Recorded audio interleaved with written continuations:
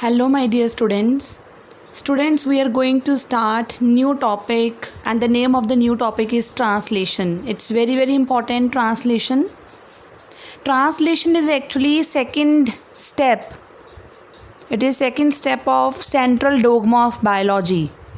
But a central dogma of biology suggests that we have double-stranded DNA which produces mRNA by the process of transcription, and it is the first step of central dogma of biology and we have studied already. And the second step is translation, which is the second step of central dogma of biology. ये हम study करेंगे अब. Okay? So what is translation? Translation में क्या होता है, जो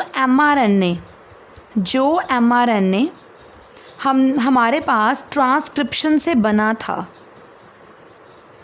right, उसकी जो कोडेड इन्फॉर्मेशन थी वो हमारे पास कोडोन्स की फॉर्म में थी.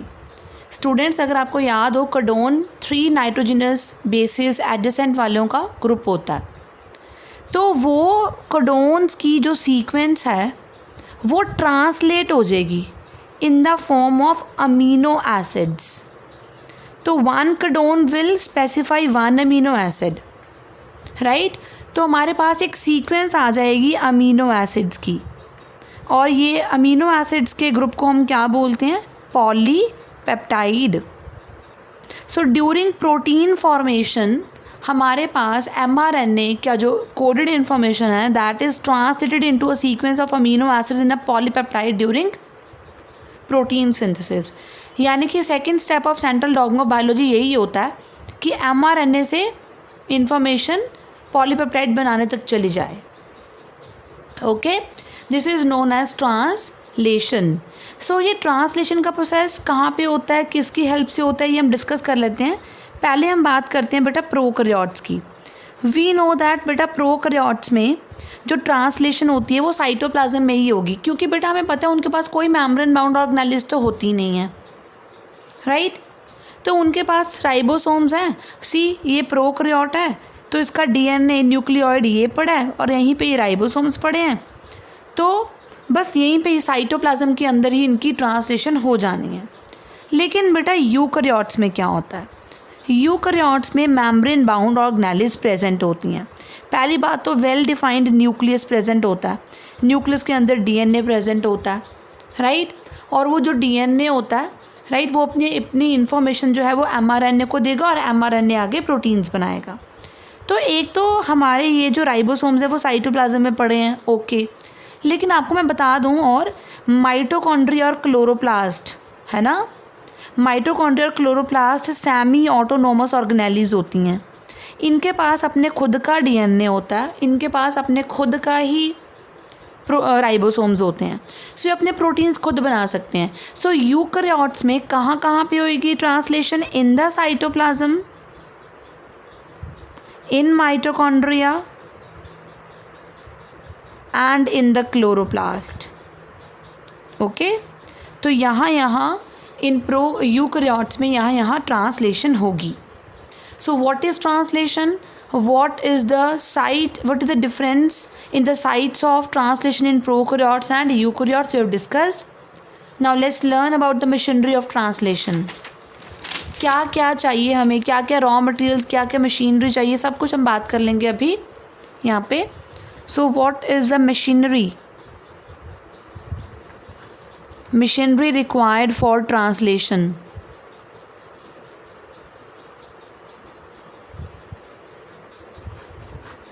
Okay, so let's begin. So पहली बात, मशीनरी के लिए हमें चाहिए क्या क्या. सबसे पहले मशीनरी के लिए चाहिए होते हैं ribosomes. So first requirement is the ribosomes. Second requirement that is amino acids, क्योंकि अमीनो एसिड्स नहीं तो लग के प्रोटीन की चेन बनानी है, पॉलीपेप्टाइड बनानी है, तो वो भी चाहिए. थर्ड हमें क्या चाहिए, जो इन्फॉर्मेशन देगा कोड की फॉर्म में, दैट इज़ mRNA चाहिए हमें. फोर्थ हमें क्या चाहिए, tRNA. आपको याद है मैंने आपको tRNA की स्ट्रक्चर कराई थी और मैंने बताया था tRNA में 3' एंड पे अमीनो एसिड जाके लग जाता है, राइट. 5' एंड पे ग्वानीन पड़ा होता है. और हमें क्या चाहिए, fifth portion is aminoacyl tRNA synthetases, aminoacyl tRNA synthetases भी हमें चाहिए। तो ये रिक्वायरमेंट है, ये मशीनरी की रिक्वायरमेंट है इन ट्रांसलेशन, राइट। अब हम शुरू करेंगे मैकेनिज़्म ऑफ ट्रांसलेशन कि कैसे ट्रांसलेशन होगी। सो लेट्स बिगिन मैकेनिज़्म और mode of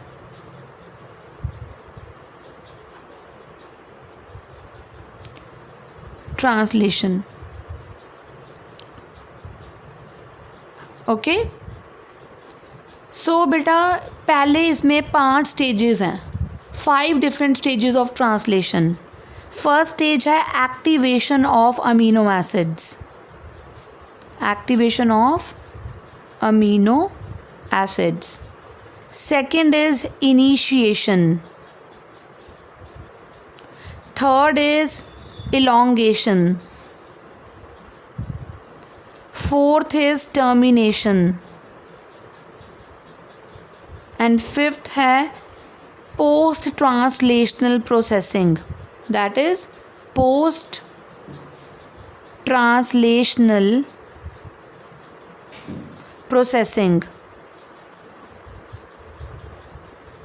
So first is the activation of amino acids. तो हम पहले यही बात करेंगे, डिस्कस फर्स्ट पोर्शन को। पहले बेटा हमें, अब जब भी देख लो, हमने चाहे रेप्लिकेशन पढ़ी है चाहे ट्रांसक्रिप्शन पढ़ी है, सबसे पहले हमने रॉ मटेरियल को एक्टिवेट करा है।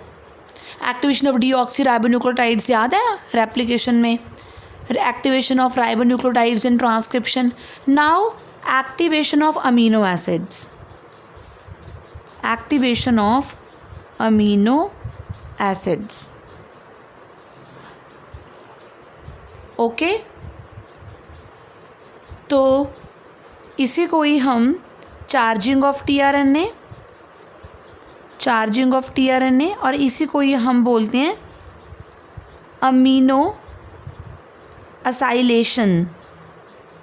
इसी को ही हम क्या बोलते हैं बेटा, अनदर टर्म से, that is the amino acylation of tRNA, right. इसी को हम बोलेंगे अमीनो असाइलेशन ऑफ tRNA। तो इसको हम डिस्कस करने वाले हैं अब हम, एक्टिवेशन ऑफ अमीनो एसिड्स। बेटा एक्टिवेशन पहली बात साइटोसोल में होती है। अब आपको पता होना चाहिए साइटोसोल क्या चीज़ है। Cytosol is equal to cytoplasm minus organelles. तो जो लिक्विड पोर्शन बचेगा वहाँ पे एक्टिवेशन होती है अमीनो एसिड्स की, राइट। तो कैसे होती है एक्टिवेशन, सबसे पहले ये देखो मैंने शॉर्ट फॉर्म अमीनो एसिड के लिए AA यूज़ करी है, amino acids plus ATP plus enzyme. Enzyme कौन सा, मैंने अभी आपको ऊपर मशीनरी में बताया था, that enzyme name is aminoacyl tRNA synthetases, right. और साथ में इसको चाहिए मैग्नीशियम। सो मैग्नीशियम के साथ साथ चाहिए अमीनो असाइल tRNA सिंथेटेजेस एंजाइम। तो ये जो रिएक्शन अब होगी, इट वुड बी, अब कैसे होगा, amino acid is linked to adenine monophosphate and enzyme plus PPI is release. ये PPI कहाँ से आया, pyrophosphate, because we know that ATP में 3 फॉस्फेट ग्रुप होते हैं, 2 निकल गए, एक रह गया, देखो AMP, वो अटैच हो गया अमीनो एसिड के साथ और साथ में एंजाइम। तो ये जो हमारे पास कॉम्प्लेक्स बन गया ना, इसको हम क्या बोलते हैं, इस कॉम्प्लेक्स को हम क्या बोलते हैं, इसको हम बोलते हैं aminoacyl adenylate enzyme complex. So aminoacyl adenylate enzyme complex बन गया हमारे पास। ओके, अब ये जो कॉम्प्लेक्स है, अब ये tRNA के साथ कंबाइन करेगा। देखो अभी तक तो tRNA रोल में ही नहीं आया था, राइट। नाउ दिस कॉम्प्लेक्स, ये पूरा कॉम्प्लेक्स लिखा मैंने, this complex now combines with tRNA, specific tRNA, its cognate tRNA, and will form what? Will form, अब देखो हमें पता है ना tRNA के 3' एंड पे जाकर अमीनो एसिड लग जाता होता है, और एंजाइम और AMP साथ में क्या हो गए, रिलीज़ हो गए। तो tRNA की चार्जिंग हो गई, देखो अमीनो एसिड्स एक्टिवेट हो गए या फिर अमीनो असाइलेशन हो गई tRNA की। इसको हम बोलते हैं अमीनो असाइल tRNA हमारे पास बन गया,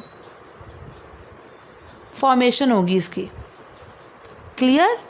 तो ये हमने पहला स्टेप यहाँ पे कंप्लीट कर लिया। अब आप देखो, मैं आपको tRNA की स्ट्रक्चर ऐसे ड्रॉ करके दिखा रही हूँ। सी, ये आप लोगों ने करी हुई है।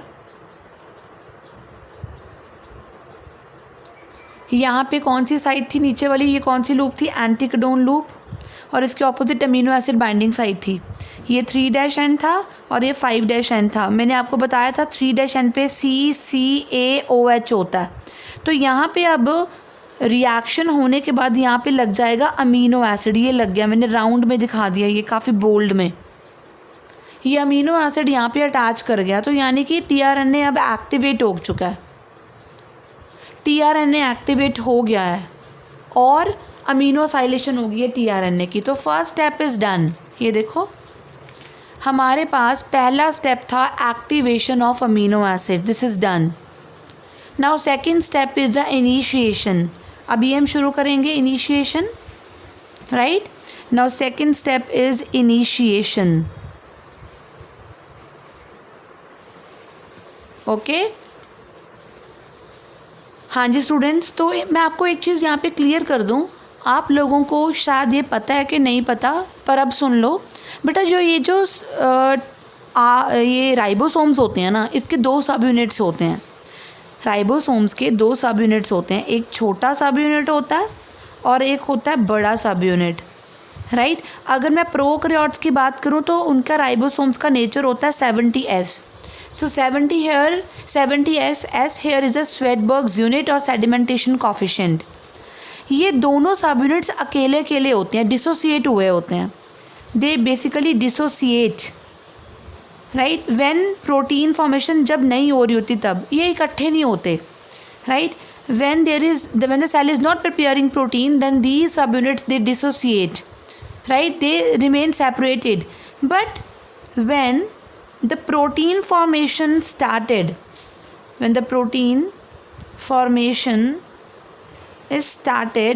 तब क्या होता है बेटा, ये दोनों जो होते हैं ना ये इकट्ठे हो जाते हैं। These two they associate. So when the protein formation is started, the two subunits got associated. The two subunits got associated, right? और एसोसिएट होने के बाद जो है फिर ये प्रोटीन सिंथेसिस करेंगे। तो अभी मैं क्या कर रही हूँ, मैं इनिशिएशन कर रही हूँ। अभी मेरे पास ये दोनों सब यूनिट्स अलग अलग पड़े हैं, तो मुझे उसको एक्टिवेट करना है पहले। तो ये देखो, सो इनिशिएशन में क्या होगा सबसे पहले बेटा, तो अब हम बात करेंगे पहले इनिशिएशन की ही। तो इनिशिएशन कब होती है, जब पहले इनिशिएशन कॉम्प्लेक्स बनता है। सो इनिशिएशन में बनेगा इनिशिएशन कॉम्प्लेक्स, यानी कि हमें पहले तो स्टार्टिंग करानी पड़ेगी, इनिशिएट कराना पड़ेगा, एक्टिवेट कराना पड़ेगा, राइट। और इनिशिएशन कॉम्प्लेक्स बनाने के लिए हमें क्या चाहिए होंगे, हमें चाहिए होंगे इनिशिएशन फैक्टर्स। हमें इनिशिएशन कॉम्प्लेक्स बनाने के लिए क्या चाहिए होंगे, इनिशिएशन फैक्टर्स। और वो कौन से होते हैं बेटा, इनिशिएशन फैक्टर्स जो होते हैं वो प्रोकैरियोट्स में हम उनको सिंबलाइज करते हैं बाय IFs, यानी कि प्रोकैरियोट्स में हमारे पास IFs लिखते हैं और हम यूकैरियोट्स में लिखते हैं EIFS, that is E for eukaryotes के लिए। So this is for eukaryotes, okay. So initiation factors require होंगे फॉर प्रोकैरियोट्स IFS और यूकैरियोट्स के लिए EIFS, ओके। सो सबसे पहले ये इनिशिएशन फैक्टर्स बाइंड करते हैं छोटे सब यूनिट के पास। तो मैं आपको पहले यहाँ पे एक चीज़ क्लियर कर दूँ, ये देखो, ये छोटा सब यूनिट है और ये बड़ा सब यूनिट है। नॉर्मली मैं आपको बता दूँ ये दोनों अलग अलग पड़े होते हैं, सेपरेटेड पड़े होते हैं ड्यूरिंग ट्रांसलेशन, ओके। हाँ जी स्टूडेंट्स, तो मैं बता रही थी कि ये जो सब यूनिट्स होते हैं ना ये अलग अलग पड़े होते हैं ऐसे, राइट। इनको इकट्ठे होना पड़ता है प्रोटीन बनाने के लिए।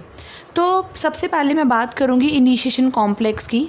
तो सबसे पहले हम इनिशिएशन कॉम्प्लेक्स 30S वाले को, बेटे छोटे वाला 30S होता है, बड़े वाला 50S होता है। तो हम पहले इसको इनिशिएट करेंगे, राइट। आपने एक चीज़ नोट करी, जब मैंने ये आपको अगर ध्यान से देखो, ये 30S वाला, यहाँ पे कुछ साइट्स बनी हुई हैं, राइट।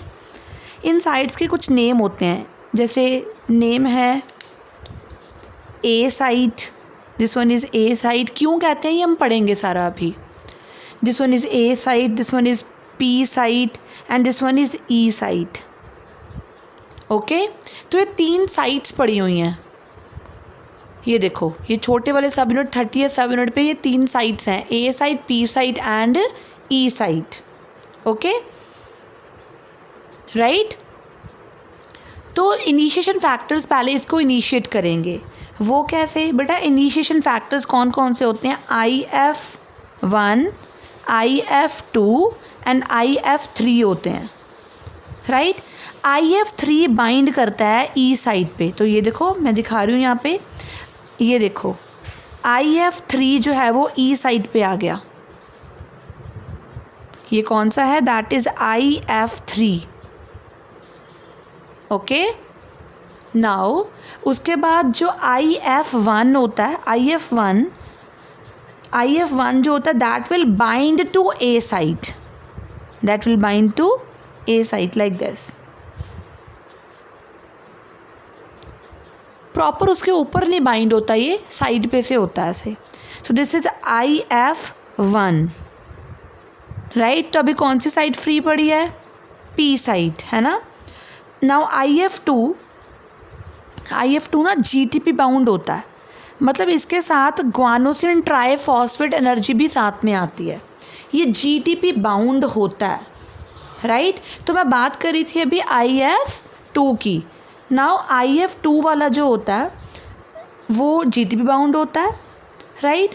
और इसी के साथ ही बेटा जब ये आएगा, ये कौन से साइड पे आएगा? ये आएगा पी साइड पे। बट एक बात याद रखो, यहाँ पे एक बात बता दूँ मैं, हमें किसी भी हालत में पी साइड को ब्लॉक नहीं करना, क्योंकि पी साइड पे पहला अमीनो एसिड आना है।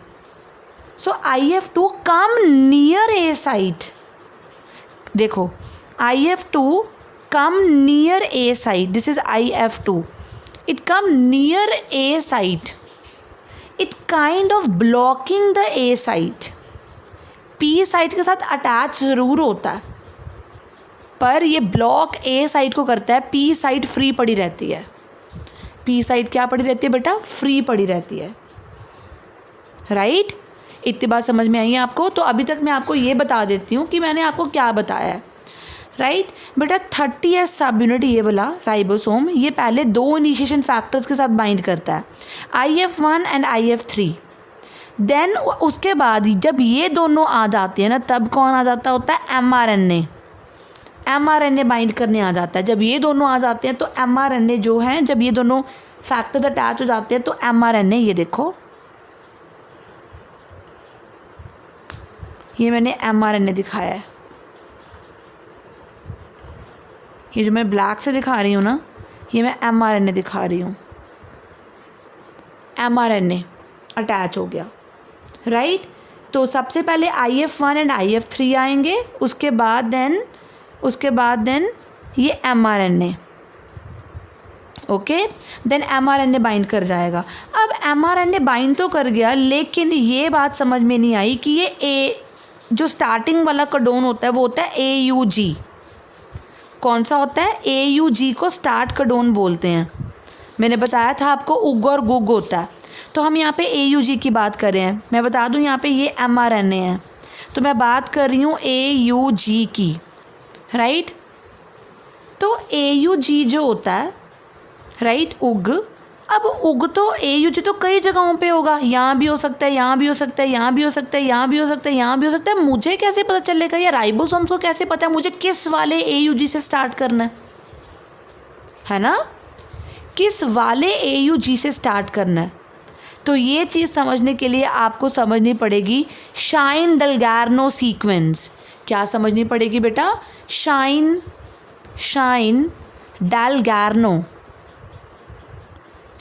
Dalgarno sequence.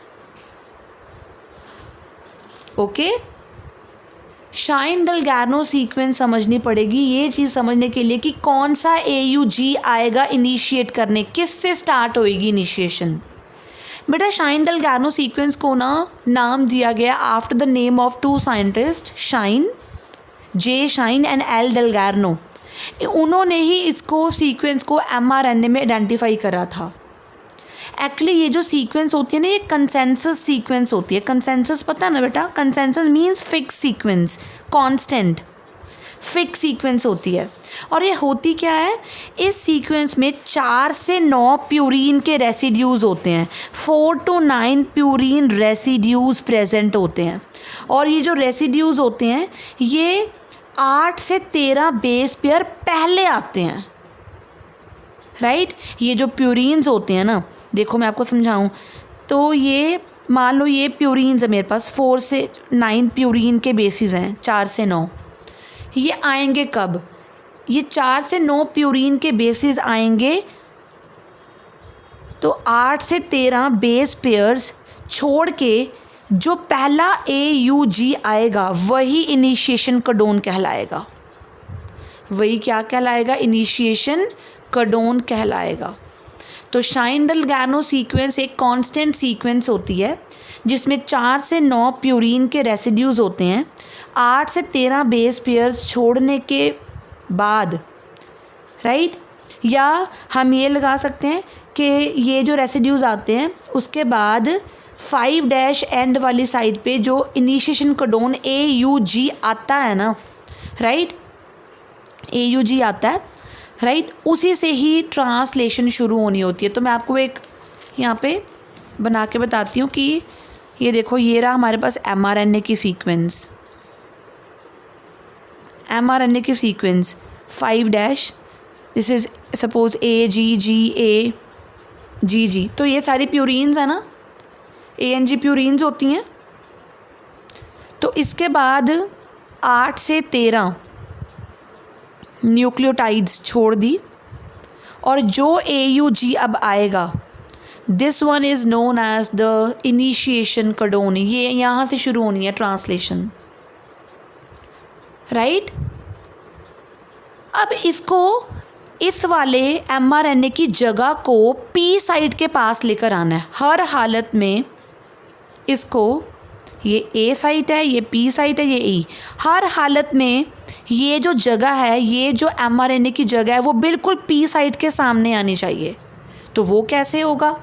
अब ध्यान से मेरी बात एक और सुनना, बहुत ध्यान से, कि ये जो सीक्वेंस होती है ना, ये वाली जो सीक्वेंस होती है वो कॉम्प्लीमेंट्री हो जाएगी टू द पिरिमिडीन, है ना। पिरिमिडीन की कॉम्प्लीमेंट्री होगी अगर ये प्यूरीन्स हैं तो वो पिरिमिडीन्स आएंगी कहाँ से? वो पिरिमिडीन्स आएंगी, ध्यान से सुनो, rRNA से। ये rRNA कहाँ से आता है? ये rRNA राइबोसोम्स के अंदर ही होता है। आपको मैंने पहले भी बताया है कि जो राइबोसोम्स होते हैं वो rRNA प्लस प्रोटीन्स के बने होते हैं, राइट। तो वो rRNA के साथ अटैच होंगे। अगर वो अटैच होगा तो वो ऐसे ले आएगा, खिसका के ले आएगा mRNA को स्पेसिफिक प्रिसाइज पोजीशन पे, ताकि वहीं से AUG से ट्रांसलेशन शुरू हो सके। तो ये जो मैंने rRNA बनाया ये 16S rRNA है। अब ये कहाँ से आया 16S rRNA? आपको याद है मैंने आपको टाइप्स ऑफ rRNA कराया था। मैंने टाइप्स ऑफ rRNA कराया था, प्रोकैरियोट्स में अलग, यूकैरियोट्स में अलग। प्रोकैरियोट्स में 16S वाला rRNA था। तो ये राइबोसोम के अंदर ही पड़ा है। तो राइबोसोम के अंदर यहाँ पे इस वाले पे पिरिमिडीन्स पड़ी होती हैं। तो यहाँ पे क्या होता है? UC तो मैंने यहाँ पे ये बेसिस ये मैंने इनकी बॉन्डिंग दिखा दी। मैंने बॉन्ड ट्रिपल और डबल नहीं बनाया, मैंने बस ये बता दिया कि इनकी बॉन्डिंग हुई है। तो ऐसा करने से अब mRNA की ये वाली पोजीशन जो है वो बिल्कुल सामने आ जाएगी P साइट के, और जो यहाँ पे AUG होगा, वो पहला इनिशिएशन कोडोन होगा, वहीं से ही ट्रांसलेशन शुरू होनी होती है। यानी कि यहाँ पे इंट्रैक्शन देखो किसकी हुई है, mRNA और rRNA की इंट्रैक्शन हुई है। mRNA एंड rRNA की इंट्रैक्शन जो है उसी ने ही 5-AUG सीक्वेंस वाले कोडोन को जो mRNA पे था उसको प्रिसाइज पोजीशन पे लेके आया है। वो इनकी इंट्रैक्शन से ही वो प्रिसाइज जगह पे आया है। ऑब्वियसली जब दो चीज़ें जुड़ेंगी आपस में ऐसे, है ना, तो वो दूसरे को भी खींचेगी, तो वो AUG प्रिसाइज जगह पर आ गया और इसी के साथ ही इनिशिएशन जो है वो 30S सब यूनिट जो है वो इनिशिएट हो गया। तो अभी मैं आपको पूरी सीक्वेंस बता रही हूँ कि ऐसे हमने कैसे करा। सबसे पहले 30S वाला राइबोसोम वाला जो यूनिट होता है उसके साथ IF1 और IF3 ज्वाइन कर जाते हैं। फिर उसके बाद ज्वाइन करता है mRNA, ये देखो mRNA ज्वाइन कर गया, ये रहा। और mRNA के अब 5-AUG को गाइड करना पड़ेगा, लेकर आना पड़ेगा उसकी परफेक्ट करेक्ट पोजीशन पे। और वो कैसे आएगा, उसको शाइन डेल्गानो सीक्वेंस के साथ, यानी कि mRNA की शाइन डेल्गानो सीक्वेंस के साथ rRNA की पिरिमिडिन्स की मैचिंग होएगी, राइट। वो भी हो गई। अब वो होने के बाद क्या होता है, IF2 आता है। IF2 कहाँ आता है, मैंने क्या कहा था, IF2 आता है near A। It's kind of blocking the A but P site remains the free. P site को फ्री रखना बहुत ज़रूरी है, राइट। और मैंने एक चीज़ और बताई थी, IF2 आता है GTP के साथ अटैच होके, बाउंड होके आता है, राइट, ओके, राइट। तो ये GTP किस में हाइड्रोलाइज हो सकती है, GDP प्लस इनऑर्गेनिक फॉस्फेट में हाइड्रोलाइज हो सकती है। तो वो एनर्जी देगी, तो एनर्जी देगी, तो उस एनर्जी के कारण सबसे पहला tRNA, बेटा मैं tRNA को ऐसे बना रही हूँ शॉर्ट फॉर्म में, ठीक है। ये tRNA की एंटीकोडोन दिखा दी मैंने, यहाँ पे ये अमीनो एसिड बना दिखा दिया, बाकी मैंने लूप्स नहीं बनाई हैं, बहुत टाइम वेस्टेज होती है इससे। ये 3' दिखा दिया, ये मैंने एंटीकोडोन दिखा दिया इसके। तो इसी हाइड्रोलाइसिस की वजह से जो एनर्जी रिलीज़ होएगी उसके कारण पहला अमीनो एसिड किस साइड पे आएगा, पहला अमीनो एसिड आ गया, ये देखो P साइड पे आ चुका है, ये देखो IF2 ही इसको लेके आ रहा है, मतलब हम ये कह सकते हैं, ये देखो आ गया ना, यहाँ पे देखो यहाँ पे आ गया ना। और जो पहला आता है वो कुछ स्पेशल होता है, वो कौन सा होता है, मिथियोनिन तो आएगा, लेकिन कौन सा आएगा, F-MET आएगा। बेटा मिथियोनिन के लिए मैंने MET यूज़ करूँगी शॉर्ट फॉर्म, मैंने F क्यों लिखा है इसको, ये स्पेशल होएगा कुछ, ये आएगा फॉर्माइलेटेड मिथियोनिन आएगा। कौन आएगा, फॉर्माइलेटेड मिथियोनिन आएगा। मेक श्योर ये आपको समझ में आ रहा होगा, राइट, क्लियर, ओके। तो जब हमारे पास यहाँ पे F-MET आएगा, उससे पहले IF1 और IF3 निकल कर जा चुके होंगे, राइट।